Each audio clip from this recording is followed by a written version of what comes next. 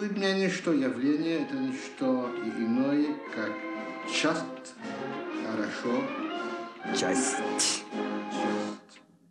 хорошо продуманной диверсии и подготовленной.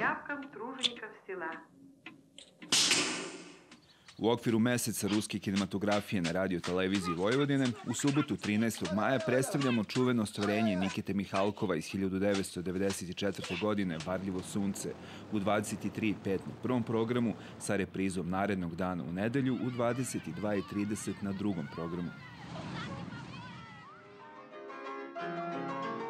Nikita Mihalkov autor je nekih od najvećih ostvarenja ruske i svetske kinematografije, među kojima se najviše izdvajaju Urga, Varljivo sunce, Sibirski berberin, 12 i Sunčanica.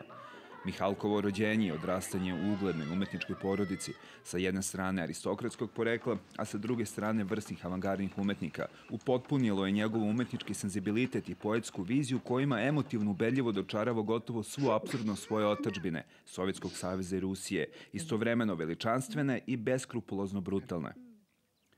Varljivo sunce, za koje dobija Zlatnu palmu u Kanu i Oskara za najbolji film van engleskog govornog područja, koji je dugo držao rekord u zaradi među istočnoevropskim filmovima, govori o jednom od najmračnijih perioda Sovjetskog saveza i Rusije, staljinizmu, kroz priču o pukovniku Sergeju Petroviću Kotovu, heroju Ruskog građanskog rata, u vreme Staljinovih čistki tokom 30. godina 20. veka.